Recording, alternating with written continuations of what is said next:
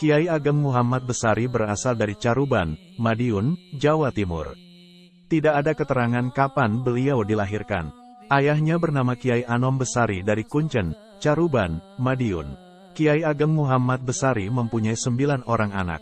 Di antaranya, Nyai Abdurrahman Kiai Yakub, atau Kiai Jakub Kiai Ismail, atau Kiai Ismangil Nyai Bucari Kiai Iskak Koper Kiai Khalifah Kiai Ilyas Nyai Banjarsari menikah dengan Kiai Ibnu Umar yang selanjutnya menjadi tokoh agama di wilayah Banjarsari Madiun. Kiai Zainal Abidin menjadi menantu Raja Selangor Malaysia nasab Kiai Ageng Muhammad Besari I. Dari jalur ayah Kiai Ageng Muhammad Besari mempunyai silsilah sebagai berikut. Prabu Brawijaya kelima Kerajaan Majapahit Raden Patah Sultan Demak Bintoro Sultan Trenggono Panembahan Prawoto Pangeran Sumende, Panembahan Wiro Asmoro, makam beliau di Pesarian Setono Gedong, area makam Syaikh Wasil, Kota Kediri. Pangeran Sumende adalah murid dari Sunan Bayat. Raden Jalu Adipati Kediri Pangeran Demang pertama Raden Irawan, atau Pangeran Demang kedua Kiai Abdul Mursyad Kiai Anom Besari Kiai Ageng Muhammad Besari II. Dari jalur ibu Kiai Ageng Muhammad Besari mempunyai silsilah sebagai berikut, Nabi Muhammad Rasulullah SAW, Sayyidah Fatimah Az-Zahra, Ali bin Abi Thalib, Al-Imam Al-Husain, Al-Imam Ali Zainal Abidin, Al-Imam Muhammad Al-Bakir, Al-Imam Jafar Sadiq, Al-Imam Ali Al-Uraidi, Al-Imam Muhammad An-Nakib, Al-Imam Isa Ar-Rumi, Al-Imam Ahmad Al-Muhajir, As-Sayyid Ubaidillah, As-Sayyid Alwi, As-Sayyid Muhammad, As-Sayyid Alwi, As-Sayyid Ali Hali, Kasam, As-Sayyid Muhammad Sahib Mirbat, As-Sayyid Alwi, Amil Fakih, As-Sayyid Abdul Malik Asmatkan, As-Sayyid Abdullah, As-Sayyid Ahmad Jalaluddin, As-Sayyid Husain Jamaluddin Al-Akbar, atau Syekh Jumadil Kubro, As-Sayyid Ibrahim Zainuddin As-Samarkandi, atau Ibrahim Asmorokondi, As-Sayyid Ali Rahmatullah, atau Raden Rahmat, atau Sunan Ampel Surabaya. As-Sayyid Kasim Syarifuddin atau Sunan Derajat Pangeran Trenggono Adipati Surabaya. Raden Panji Wirya Krama Adipati Surabaya, Pangeran Panji Jayalengkoro Adipati Surabaya, Pangeran Pekik Jenggolo Adipati Surabaya, Pangeran Pengampon Kiai Ngarobi, atau Raden Satmoto Nyai Anom Besari Kiai Ageng Muhammad Besari. Kiai Ageng Muhammad Besari wafat pada 1773. Beliau dimakamkan di dekat Masjid Agung Tegalsari yang terletak di Jinontro, Tegalsari, Kec. Jetis, Kabupaten Ponorogo, Jawa Timur. Beliau semenjak kecil dididik dan dibesarkan oleh kedua orang tuanya. Ayah beliau bernama Kiai Anom Besari yang berasal dari Kuncen, Caruban, Madiun. Setelah beranjak dewasa Kiai Ageng Muhammad Besari melakukan perjalanan menuntut ilmu ke beberapa tempat. Guru-guru Kiai Ageng Muhammad Besari Kiai Anom Besari, ayah Kiai Ageng Muhammad Besari. Kiai Ageng Donopuro Kiai Nur Salim atau Kiai Ageng Mantup, anak-anak Kiai Ageng Muhammad Besari Nyai Abdurrahman Kiai Yakub, atau Kiai Jakub Kiai Ismail, atau Kiai Ismangil Nyai Bucari Kiai Iskak Koper Kiai Khalifah Kiai Ilyas Nyai Banjarsari menikah dengan Kiai Ibnu Umar yang selanjutnya menjadi tokoh agama di wilayah Banjarsari Madiun. Kiai Zainal Abidin menjadi menantu Raja Selangor Malaysia. Murid-murid Kiai Ageng Muhammad Besari Raden-Raden Bagus Harun Kiai Ibnu Umar, atau Kiai-Kiai Ibnu Umar. Sebagai ulama terkenal, Kiai Ageng Muhammad Besari merupakan seorang pendatang di daerah Ponorogo. Beliau berasal dari Madiun, tepatnya Desa Kuncen, Kecamatan Majayan, Kabupaten Madiun jika menggunakan tata administrasi wilayah pada masa sekarang. Pada saat itu, wilayah ini dikenal dengan nama Caruban. Dia merupakan anak seorang kiai yang bernama Kiai Ageng Anom Besari.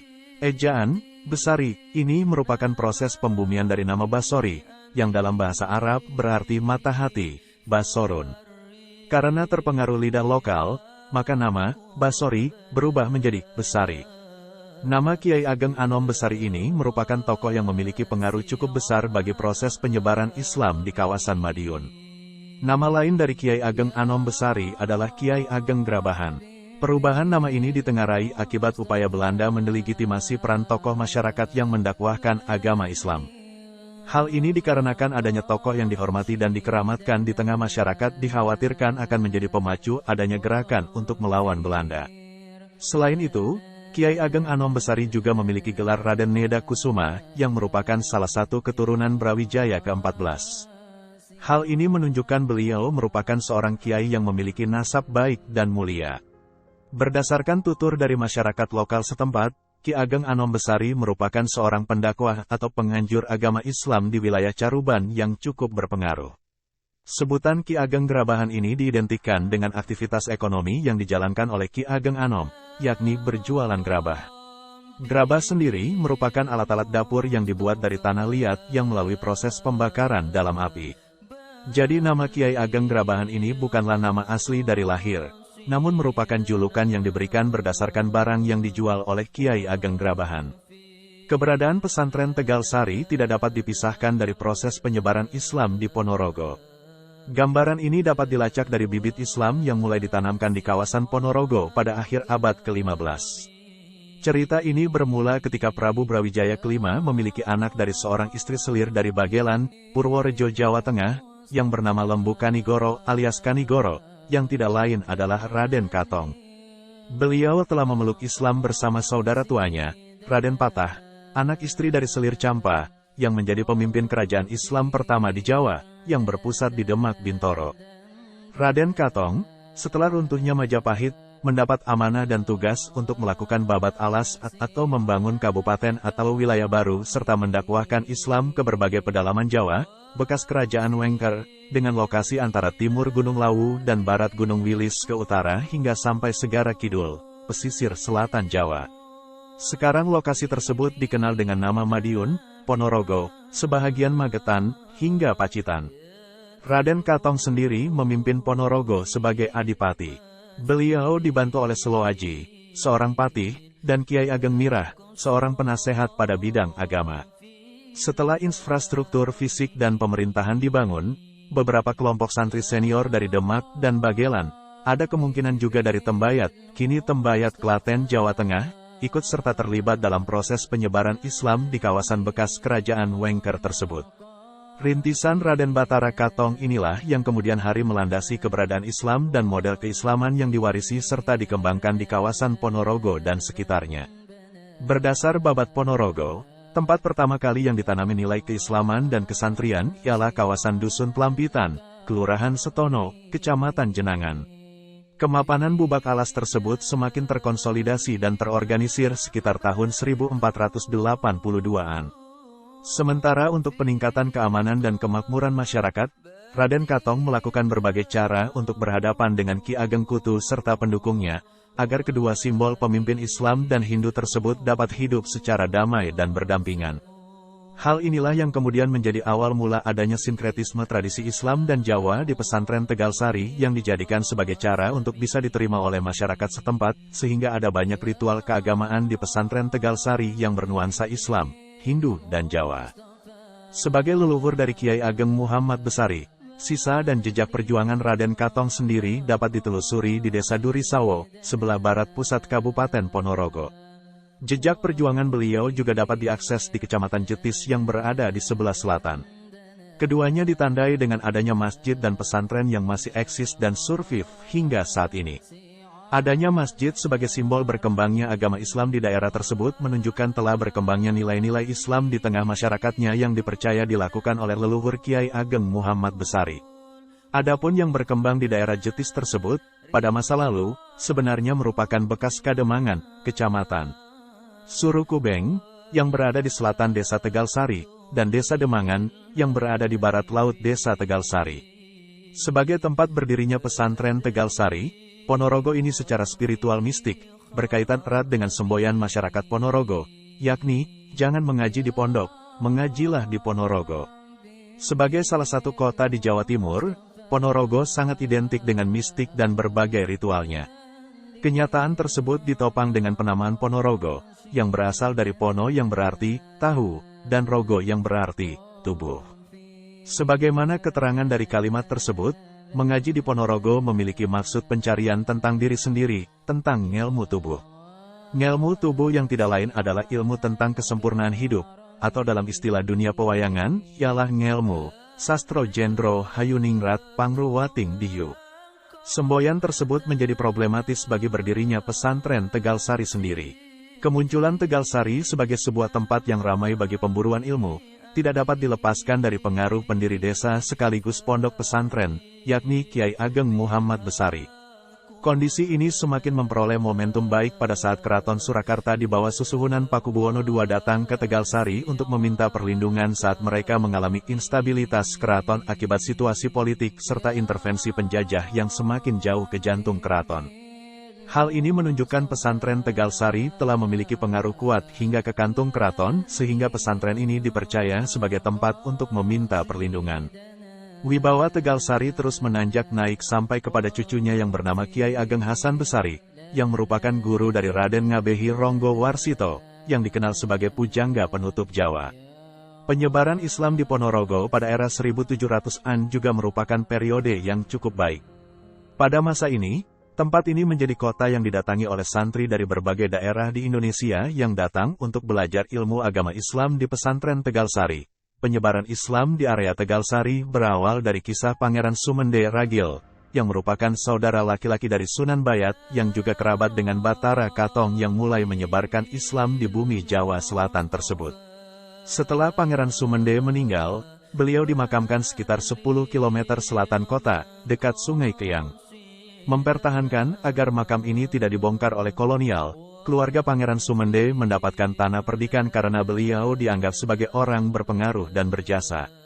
Keluarga Pangeran Sumende selanjutnya mendapatkan hasil sawah seluas 10 hektar dari tanah perdikan tersebut. Pemimpin tanah perdikan di area tersebut bernama Kiai Donopura. Beliau dikenal sebagai orang yang suka mengajarkan hikmah. Beliau mendapat julukan obor dalam gelap karena kebaikan budinya yang suka menolong orang yang merasa kesulitan. Kiai Muhammad Besari yang merupakan pemuda dari Caruban, Madiun datang menemui beliau dan ingin belajar hikmah kepada beliau. Kedatangan Kiai Ageng Muhammad Besari ke Ponorogo ini bermula dari rasa ingin menuntut ilmu yang tinggi kepada seseorang kiai bernama Kiai Donopuro. Kiai Donopuro merupakan seorang kepala desa Perdikan Setono Ponorogo yang merupakan keturunan dari Pangeran Sumende Ragil. Secara khusus dan pribadi, Kiai Donopuro bertugas merawat makam leluhurnya yang merupakan seorang pemuka agama di Ponorogo. Selain sebagai juru kunci makam, Kiai Donopuro terbiasa mengadakan pendidikan agama Islam. Dia memiliki cukup banyak santri di padepokannya yang cukup terkenal di lingkungan Ponorogo dan sekitarnya.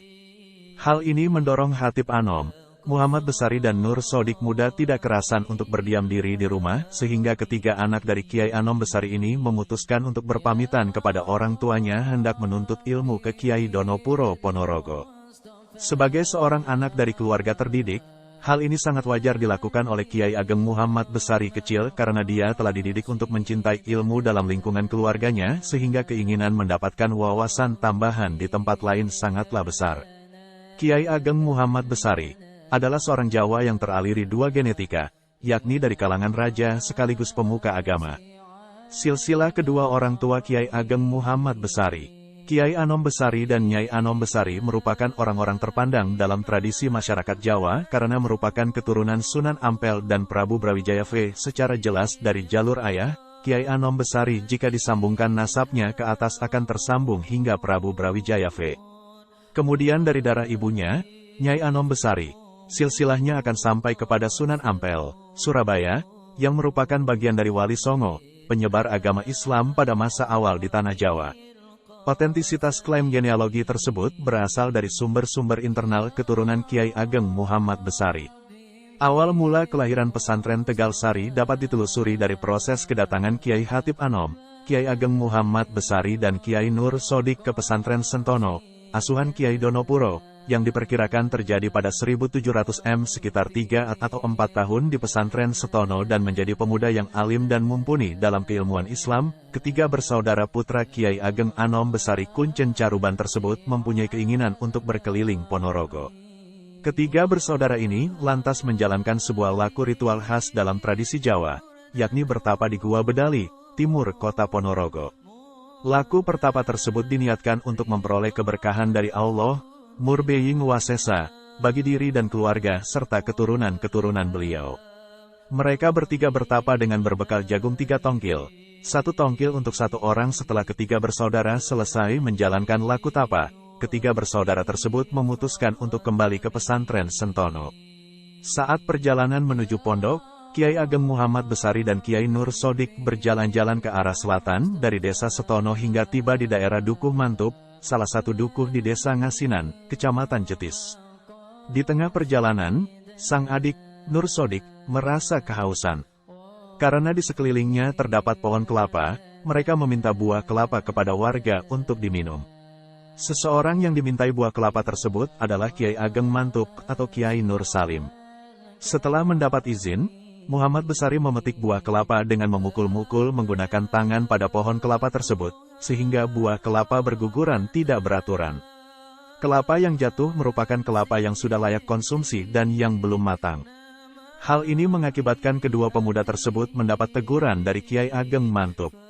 Tidak hanya menegur saja, Kiai Mantub juga memberikan contoh cara memetik buah kelapa, dengan melengkungkan pohon kelapa sampai bisa dijangkau oleh tangan. Selepas saling tegur sapa, mereka, Kiai Mantub, Kiai Ageng Muhammad Besari, Kiai Nur Sodik, terlibat obrolan yang intensif tentang berbagai tema. Tidak ada keterangan lebih lanjut terkait hal ini. Sebagai seorang tokoh agama, Kiai Ageng Mantub merasa Kiai Ageng Muhammad Besari memiliki wawasan yang mumpuni, sehingga Kiai Ageng Mantub tertarik untuk menjodohkan Kiai Ageng Muhammad Besari dengan putrinya. Oleh karena itu, Kiai Ageng Muhammad Besari muda kemudian diangkat menjadi menantu dari Kiai Ageng Mantub. Pada riwayat lain juga disebutkan, Kiai Ageng Muhammad Besari setiba di Pondok Setono, juga dinikahkan dengan putri dari Kiai Donopuro, seorang guru beliau. Pernikahan kedua ini agaknya yang memberikan ruang lebih luas bagi Kiai Ageng Muhammad Besari muda dalam mengembangkan bakat dan potensi keilmuan beliau kelak. Setelah beberapa waktu menjadi menantu Kiai Donopuro, Kiai Ageng Muhammad Besari muda didorong oleh mertuanya agar membuka lahan baru dan hidup mandiri bersama keluarga barunya. Atas arahan dari mertuanya tersebut, Kiai Ageng Muhammad Besari membabat alas sebuah tegalan, kawasan perkebunan, milik sang mertua bersama keluarganya. Pondok Setono dan lahan baru yang dibuka oleh Muhammad Besari tersebut dilintasi Sungai Keyang, yang memisahkan kedua wilayah tersebut. Barat sungai tersebut merupakan kawasan Pondok Setono. Sementara sebelah timur kawasan lahan baru di kemudian hari berubah menjadi pesantren Tegal Sari. Setelah keluar dari pondok, Kiai Ageng Muhammad Besari tidak melepaskan kebiasaan baik beliau yang telah istiqomah beliau jalankan selama mondok di mertua beliau. Beliau juga menjalankan kegiatan pengajian dan pengajaran tentang agama di rumah beliau. Lambat laun, pengajian serta pengajaran keagamaan tersebut menyedot perhatian masyarakat umum. Menuanya mertua Kiai Ageng Muhammad Besari berpengaruh kepada pamor Pondok Setono.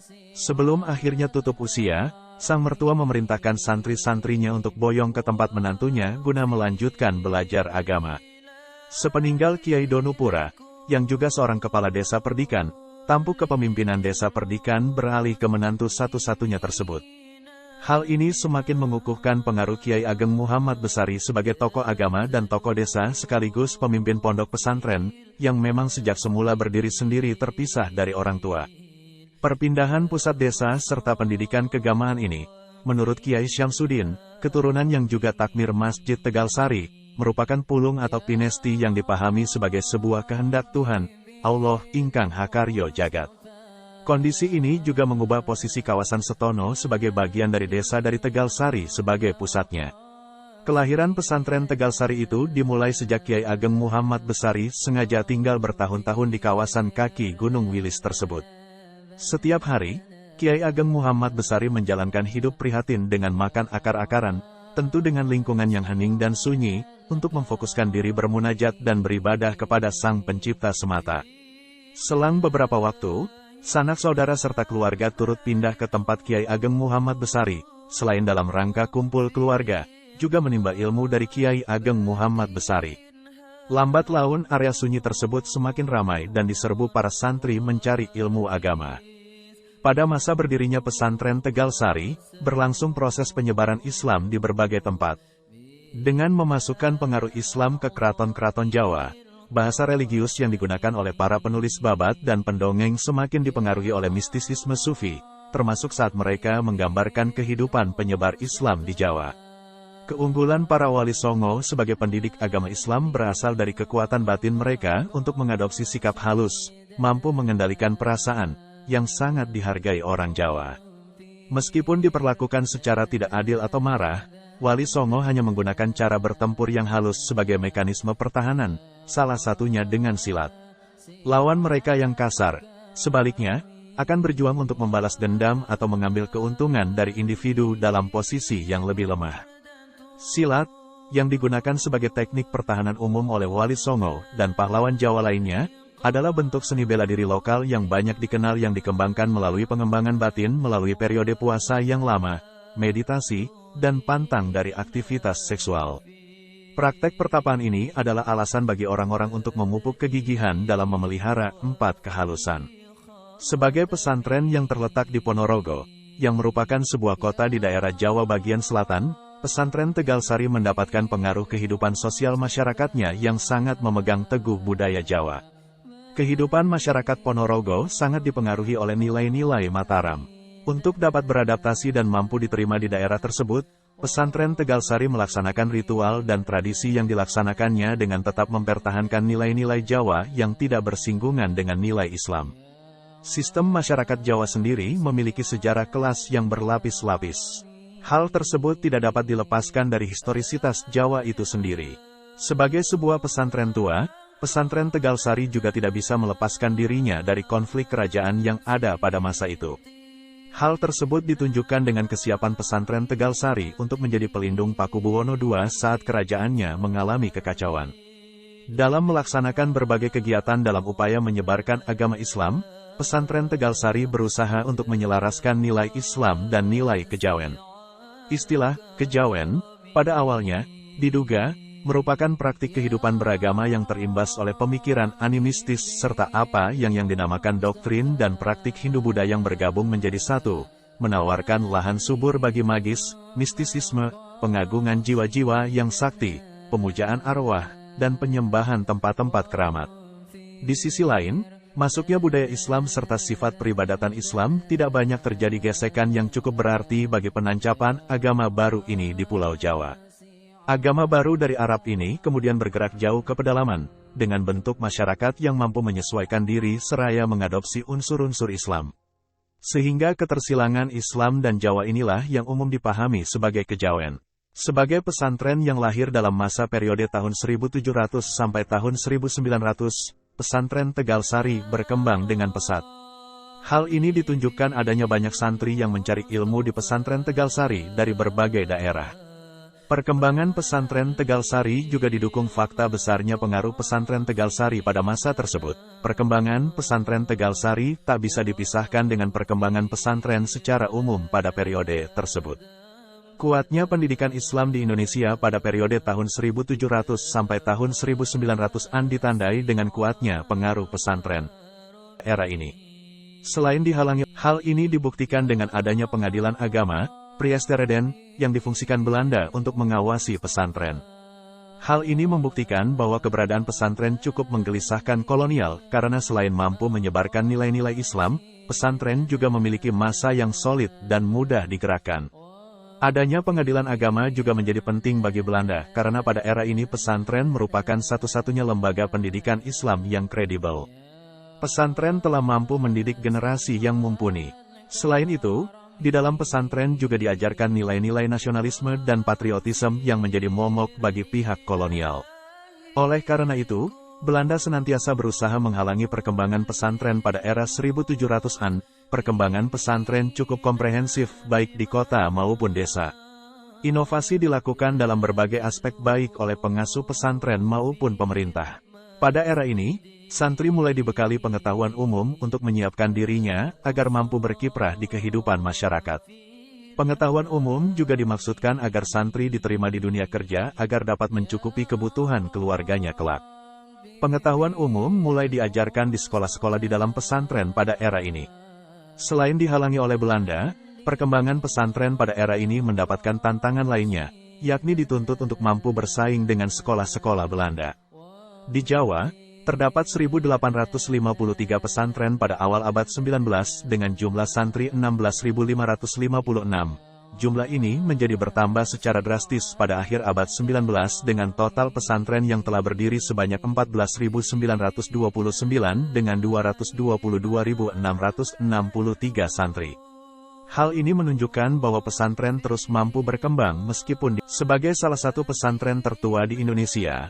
Pesantren Tegalsari menjadi kawah pembentukan santri ksatria yang dilakukan melalui berbagai tradisi yang dijalankan secara turun-temurun sebagai sebuah ritual yang memiliki makna luhur, yang dilaksanakan baik secara oral maupun tindakan.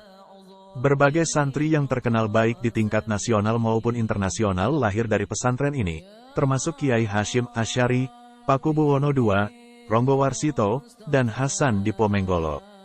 Di pesantren Tegalsari, para santri giat melanggengkan berbagai tradisi yang sangat kuat yang ditujukan agar mereka siap berkiprah di masyarakat dan membawa perubahan yang berarti serta siap menjadi garda depan dalam perjuangan umat. Tradisi sendiri dipercaya sebagai mantra, kepercayaan, legenda, kebiasaan dan informasi yang diwariskan secara turun-temurun dari satu generasi ke generasi berikutnya, yang disampaikan dari mulut ke mulut maupun melalui praktik yang dilakukan secara terus-menerus. Tradisi yang berkembang di pesantren Tegalsari dilaksanakan oleh santri dari masa ke masa dengan bimbingan pengurus pondok pesantren maupun santri senior. Berbagai bentuk pendidikan Islam dan pelestarian tradisi Jawa yang berkembang di pesantren Tegalsari ini menjadi cara pembentukan santri ksatria yang siap berjuang lahir dan batin. Bentuk pendidikan Islam di pesantren Tegalsari dilaksanakan dengan berbagai cara.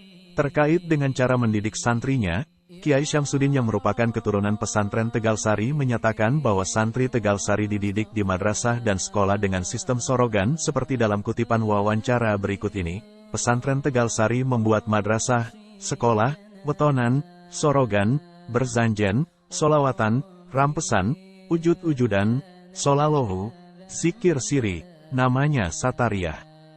Zikir syatariyah ini yang diucapkan la ilaha illallah, Allahu, hu Allah, hu. Pesantren Tegalsari disebut sebagai pesantren pertama di Indonesia karena memiliki sistem pendidikan yang jelas. Hal ini selaras dengan pemaparan Kiai Syamsuddin bahwa dalam mendidik santri, pesantren Tegalsari telah menggunakan kitab kuning. Santri belajar ilmu agama dengan sistem sorogan. Menurut Kiai Syamsuddin, pembacaan kitab kuning dilakukan di area Masjid Tegalsari. Masjid ini selain digunakan sebagai sholat, juga digunakan dalam mempelajari ilmu agama oleh para santri bersama pengasuh pondok. Salah satu hal penting dalam dunia pendidikan adalah penggunaan materi pembelajaran. Dalam mendidik santrinya, pesantren Tegalsari telah menggunakan berbagai kitab kuning yang kemudian disalin dan digunakan oleh santri. Kiai Syamsuddin menuturkan nama penyalin kitab dalam kutipan wawancara berikut ini, namanya Mbah Jailani. Beliau menulis kitab lama dengan tulisan tangan. Kitab yang ditulis mulai tafsir Jalalain, kitab Sitin, Primbon, Ushul Fiqh, I'anah, dan Sohih Bukhari. Nama-nama kitab yang disebut oleh Kiai Syamsuddin merupakan teks pegangan santri dalam mendapatkan pendidikan Islam di lingkungan pesantren Tegalsari. Kitab-kitab kuning tersebut merupakan beberapa kitab yang dikaji santri bersama para pengasuh Tegalsari guna mendalami ilmu agama Islam secara mendalam. Selaras dengan pemaparan Kiai Syamsuddin, ditemukan berbagai kitab yang digunakan dalam pesantren Tegalsari menurut hasil analisis dari manuskrip Tegalsari yang telah didigitalkan dalam British Library. Di antara kitab kuning tersebut ialah kitab Al-Juharis Samin, Syarh Jauharut Tauhid, Miftah fi Syarhi Marifatil Islam, Minhajul Abidin, Bidayatul Hidayah, Fathul Mubin, Kiafatul Mufid, Bahjatul Ulum fi Syarhi Bayani Akidatil Usul atau As-Samarkandi dan kitab At-Tilmisani Syarh Zurah yang membahas Tauhid, Akidah, Tasawuf. Kitab yang membahas Usuluddin yang juga dikaji di pesantren Tegalsari ialah Irsyadul Murid, Tamamun Dirayah li Karin Likayah, dan Ksifus Zulmah. Kitab Fasolatan, Doa, Wirid yang digunakan di pesantren Tegalsari yakni Al-Asma, Al-Arba'in, Al-Muntahi, dan Mujarobat.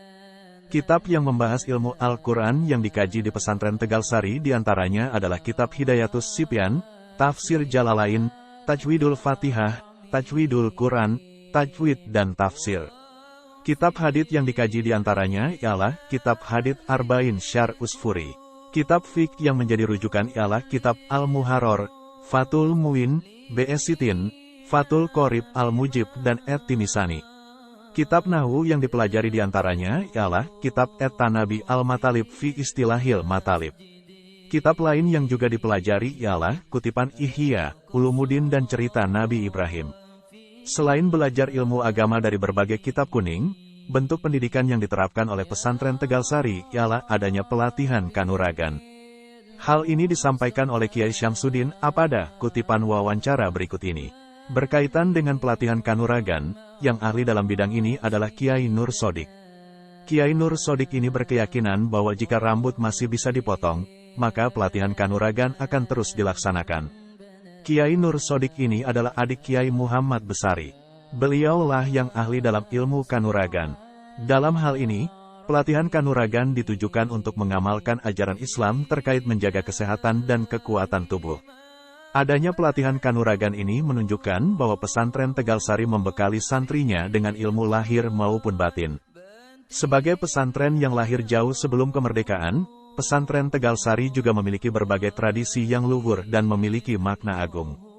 Di antara tradisi yang berkembang pada masa tersebut adalah adanya lelaku prihatin yang dilaksanakan melalui pertapa dan puasa.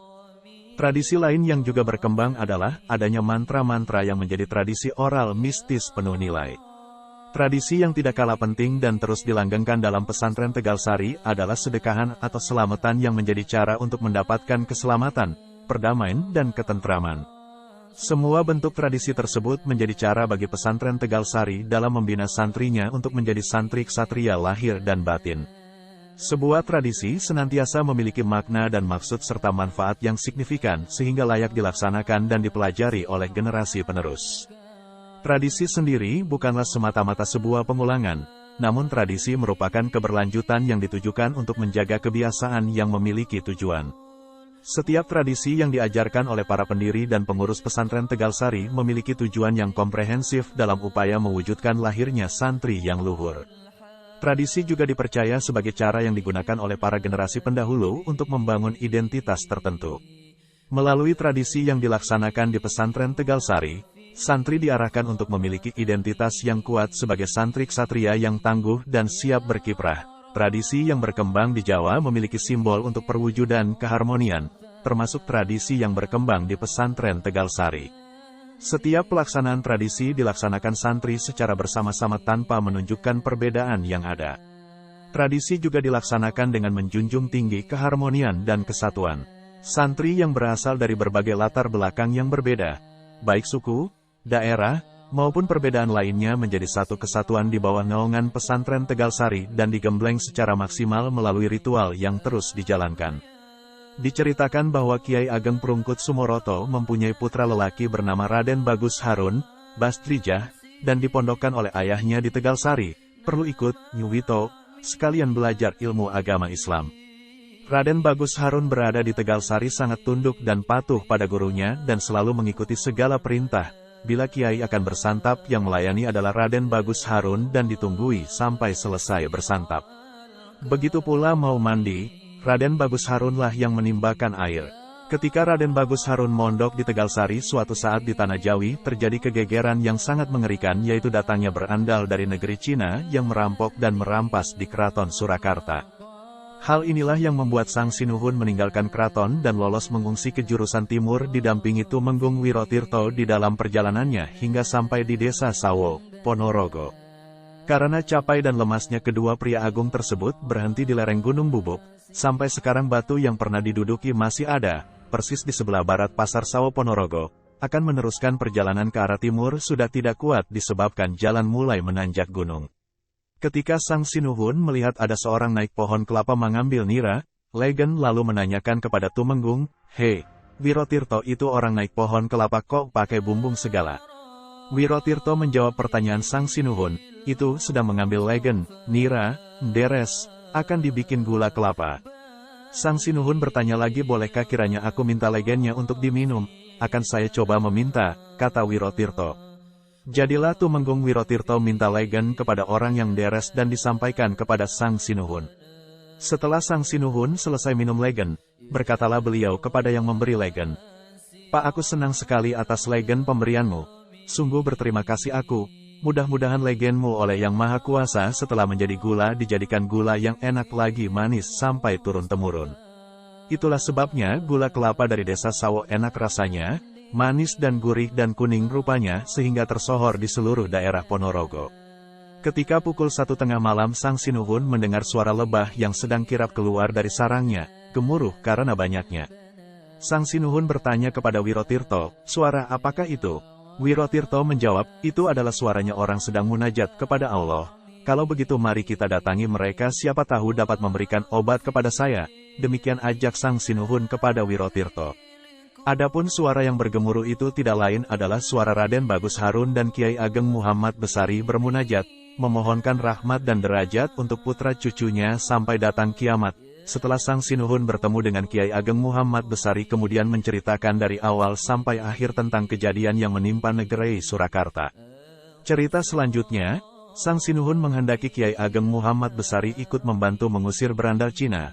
Kelak bila dapat berhasil Sang Sinuhun akan memberikan hadiah, yaitu akan memberi tanah tanpa dikenakan membayar pajak sampai turun-temurun. Hal itu disambut baik oleh Kiai Ageng Muhammad Besari dengan doa dan sholat munajat kepada Allah SWT. Sesudah berdoa Kiai Ageng Muhammad Besari unjuk bicara, "Gusti yang mulia, saya persilakan kembali ke negeri Surakarta, kini sudah aman dan tenteram. Prajurit berandal Cina sudah kembali semua sebab tanah Jawa sempit sekali, percuma kalau akan memerintah tanah Jawa. Untuk kembali ke Surakarta saya minta ditemani oleh Raden Bagus Harun." Pagi harinya sekira pukul 6 pagi Sang Sinuhun, Tumenggung Wirotirto dan Raden Bagus Harun berangkat menuju Surakarta.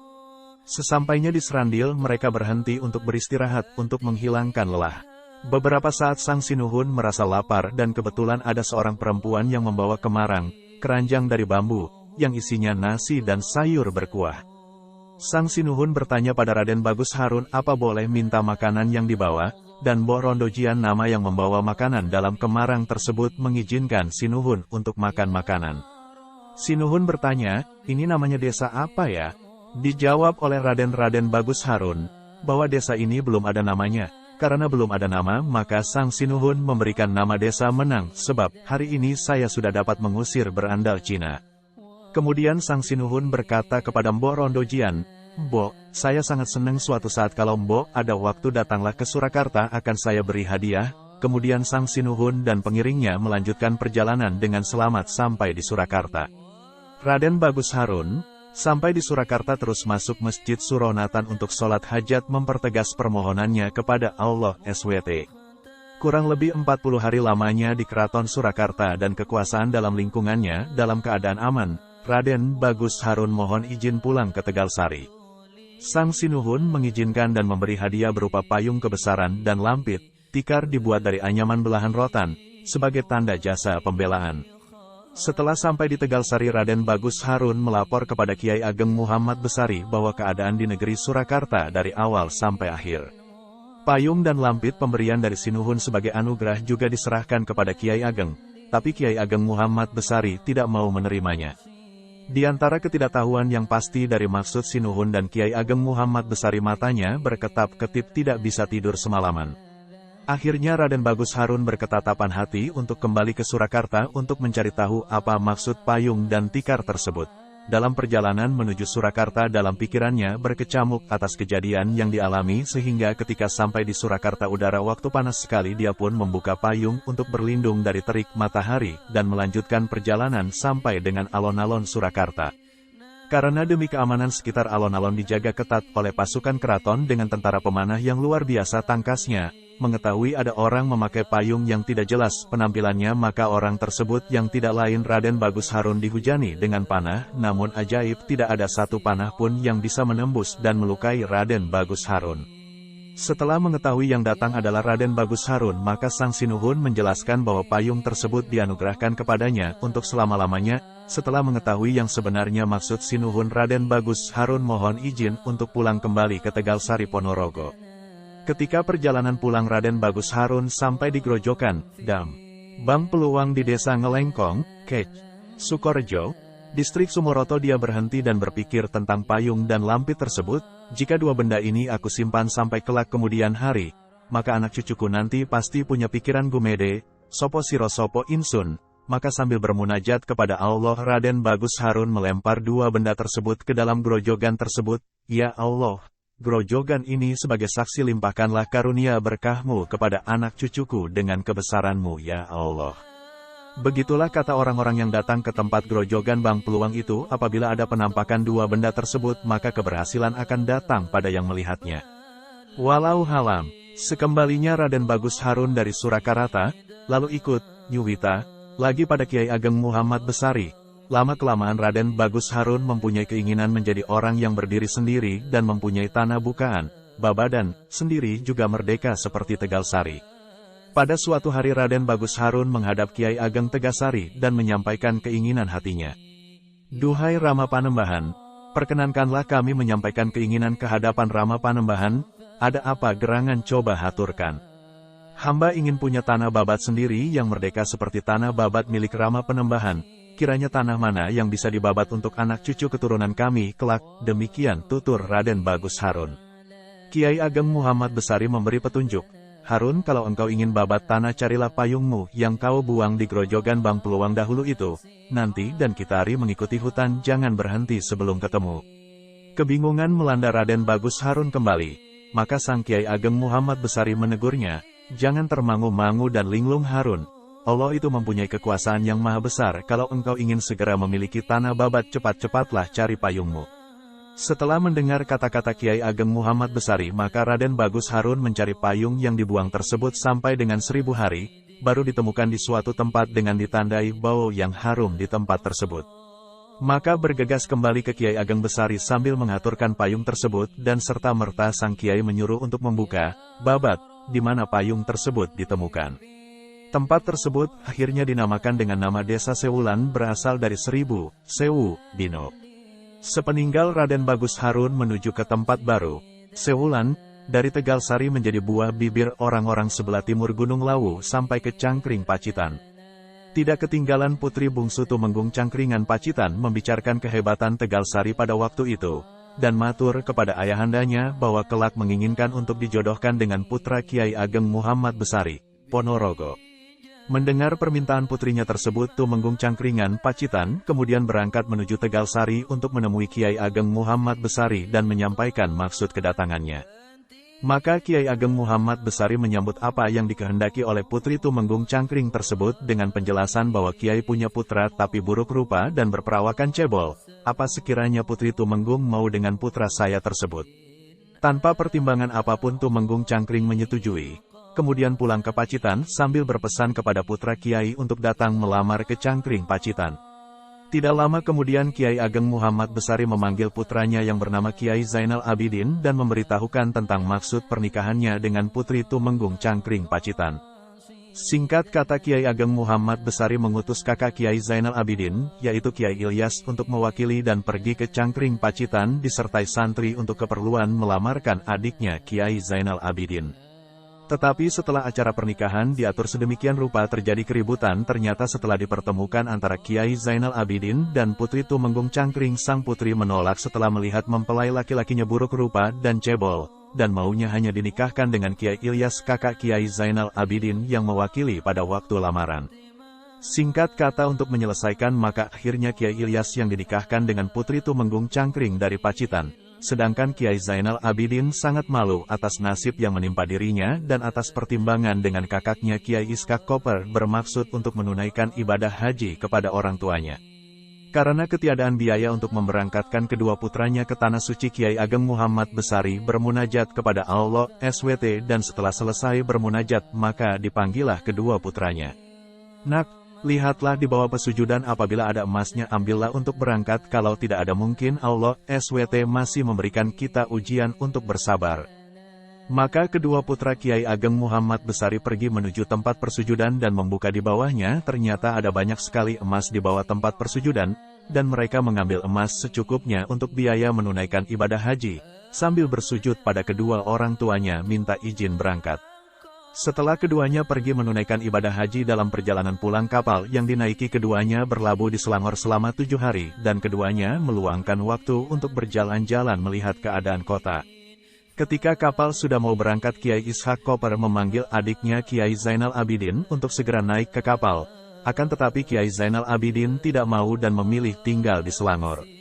Selama di Selangor, Kiai Zainal Abidin banyak sekali dan terus-menerus melakukan itikaf di dalam masjid kota dan menjalani kehidupan sebagai orang perantauan. Pada suatu ketika putri Kanjeng Sultan Selangor menderita sakit yang tambah lama tidak tersembuhkan. Karena putus asa sang sultan membuat sayembara barang siapa yang bisa menyembuhkan sang putri kalau laki-laki maka akan diambil sebagai menantu, kalau wanita akan dijadikan anak putri Kanjeng Sultan Selangor. Maka sayembara pun bergema sampai pelosok penjuru negeri, namun tak satu pun yang dapat menyembuhkan penyakit sang putri. Syahdan diceritakan, Kiai Zainal Abidin yang sudah 2 bulan melakukan itikaf di masjid kota bermaksud keluar dari masjid untuk melihat-lihat sejenak, dan sesampainya di luar gapura masjid mendengar berita tentang sayembara tersebut. Tergerak hatinya mendengarkan penderitaan sang putri, maka diputuskan untuk menghadap sang sultan dan menyampaikan maksud kedatangannya untuk membantu menyembuhkan putri. Sang sultan pun berkenan dan Kiai Zainal Abidin dibawa ke keputrian untuk mengusahakan penyembuhan sang putri. Atas izin Allah SWT maka Kiai Zainal Abidin bisa menyembuhkan penyakit sang putri dan alangkah bahagianya sang sultan melihat kejadian tersebut. Maka sesuai dengan janji Sultan, Kiai Zainal Abidin diambil menantu dan terus dinikahkan dengan putri Raja Selangor. Setelah itu keturunan Kiai Zainal Abidin dan putri Sultan Selangor menjadi penerus kekuasaan Raja-Raja Selangor. Sesudah Kiai Ageng Muhammad Besari mengangkat semua putra-putrinya ke jenjang rumah tangga, tinggal seorang putrinya yang bungsu yang belum mendapatkan jodoh sehingga membuat prihatin Kiai Ageng Muhammad Besari. Beliau memohon kehadirat Allah SWT agar putri bungsunya segera mendapatkan jodoh. Diceritakan bahwa Kiai Ageng Pugeru mempunyai putra lelaki yang bernama Kiai Ibnu Umar atau Kiai Ibnu Umar dilamarkan ke Tegalsari oleh ayahnya. Setelah diterima oleh Kiai Ageng Tegalsari, Kiai Ibnu Umar kemudian dinikahkan dengan putrinya. Antara 7 hari sesudah hari pernikahan di Keraton Yogyakarta terjadi suatu kejadian yang menggemparkan, ialah hilangnya Pangeran Singosari yang pergi dari Yogyakarta dan membuka, babat, hutan di daerah Malang, di desa Singosari dan mendirikan istana, keraton, sendiri. Sinuhun Yogya bertanya kepada Tumenggung. Ki Tumenggung ini nanti akhirnya bercerita bahwa Pangeran Singosari tidak mau kembali ke Yogya, daripada nanti ada perang saudara. Bagaimana ini Tumenggung? Ki Tumenggung lalu memberikan jawaban kepada Kanjeng Sinuhun Yogya, Gusti, sebaiknya paduka saya mohon mengirim utusan ke Tegalsari minta pertolongan kepada Kiai Ageng Muhammad Besari, supaya Kiai Ageng mau mengajak pulang Pangeran Singosari kembali ke Yogya. Kalau demikian engkau saya utus pergi ke Tegalsari menyelesaikan persoalan ini, perintah Sinuhun. Ki Tumenggung menyanggupi kemudian buru-buru berangkat menuju Tegalsari. Sesampainya di Tegalsari kemudian menemui Kiai Ageng Muhammad Besari dan mengatakan maksud dan tujuannya menghadap Kiai Ageng. Kiai, saya diutus oleh Sinuhun Yogya untuk mohon bantuan Kiai membawa pulang Pangeran Singosari yang dewasa ini sedang babat di hutan desa Singosari Malang. Dikhawatirkan kalau Pangeran tidak mau pulang ke Yogya, kelak akan timbul perang saudara. Nanti apabila Kiai Ageng dapat membawa pulang Pangeran Singosari, maka Kiai akan diberi anugerah yaitu bumi merdeka yang tidak dikenakan pajak untuk selama-lamanya. Kiai Ageng Muhammad Besari kemudian memanggil Kiai Ibnu Umar, putra menantu yang baru menikah, dan memerintahkan Kiai Ibnu Umar. Hari ini engkau saya utus ke Singosari Malang supaya membujuk Pangeran yang sedang babat hutan mau kembali ke Yogya. Kiai Ibnu Umar pun sendiko dawuh atas perintah yang diberikan oleh mertuanya dan berangkat bersama-sama dengan Ki Tumenggung. Sesampainya di Malang, Kiai Ibnu Umar sholat di perbatasan hutan yang sedang dibuka oleh Pangeran Singosari. Setelah sang pangeran mengetahui kedatangan tamu dan salah satunya Ki Tumenggung dari Yogya, maka pangeran memerintah Senopati untuk menangkap Ki Tumenggung. Kiai Ibnu Umar menerangkan segala maksud tujuannya menemui Pangeran Singosari dan Ki Tumenggung hanyalah mengantarkan Kiai Ibnu Umar. Dan setelah keduanya berbicara panjang lebar, akhirnya ada kesepakatan bahwa Pangeran Singosari mau pulang ke Yogya dan Kiai Ibnu Umar sebagai jaminan atas keamanan Pangeran Singosari. Ki Tumenggung diutus berangkat dahulu untuk memberitahu kepada Sinuhun Yogya atas segala perihal yang sudah dilaksanakan dan meminta penjemputan oleh prajurit di batas kota Yogya. Atas jasa Kiai Ibnu Umar, maka Sinuhun menghadiahkan bumi perdikan Banjarsari Madiun bebas pajak kemunculan Tegalsari sebagai sebuah tempat yang ramai bagi pemburuan ilmu, tidak dapat dilepaskan dari pengaruh pendiri desa sekaligus pondok pesantren, yakni Kiai Ageng Muhammad Besari. Kondisi ini semakin memperoleh momentum baik pada saat Keraton Surakarta di bawah Susuhunan Pakubuwono II datang ke Tegalsari untuk meminta perlindungan saat mereka mengalami instabilitas keraton akibat situasi politik serta intervensi penjajah yang semakin jauh ke jantung keraton. Hal ini menunjukkan pesantren Tegal Sari telah memiliki pengaruh kuat hingga ke kantung keraton, sehingga pesantren ini dipercaya sebagai tempat untuk meminta perlindungan. Kelahiran pesantren Tegal Sari itu dimulai sejak Kiai Ageng Muhammad Besari sengaja tinggal bertahun-tahun di kawasan kaki Gunung Wilis tersebut. Setiap hari, Kiai Ageng Muhammad Besari menjalankan hidup prihatin dengan makan akar-akaran, tentu dengan lingkungan yang hening dan sunyi, untuk memfokuskan diri bermunajat dan beribadah kepada Sang Pencipta semata. Selang beberapa waktu, sanak saudara serta keluarga turut pindah ke tempat Kiai Ageng Muhammad Besari, selain dalam rangka kumpul keluarga, juga menimba ilmu dari Kiai Ageng Muhammad Besari. Lambat laun area sunyi tersebut semakin ramai dan diserbu para santri mencari ilmu agama. Pada masa berdirinya pesantren Tegal Sari, berlangsung proses penyebaran Islam di berbagai tempat. Dengan memasukkan pengaruh Islam ke keraton-keraton Jawa, bahasa religius yang digunakan oleh para penulis babat dan pendongeng semakin dipengaruhi oleh mistisisme sufi, termasuk saat mereka menggambarkan kehidupan penyebar Islam di Jawa. Keunggulan para wali songo sebagai pendidik agama Islam berasal dari kekuatan batin mereka untuk mengadopsi sikap halus, mampu mengendalikan perasaan, yang sangat dihargai orang Jawa. Meskipun diperlakukan secara tidak adil atau marah, wali songo hanya menggunakan cara bertempur yang halus sebagai mekanisme pertahanan, salah satunya dengan silat. Lawan mereka yang kasar, sebaliknya, akan berjuang untuk membalas dendam atau mengambil keuntungan dari individu dalam posisi yang lebih lemah. Silat, yang digunakan sebagai teknik pertahanan umum oleh wali songo dan pahlawan Jawa lainnya, adalah bentuk seni bela diri lokal yang banyak dikenal yang dikembangkan melalui pengembangan batin melalui periode puasa yang lama, meditasi, dan pantang dari aktivitas seksual. Praktek pertapaan ini adalah alasan bagi orang-orang Kudus untuk memupuk kegigihan dalam memelihara 4 kehalusan.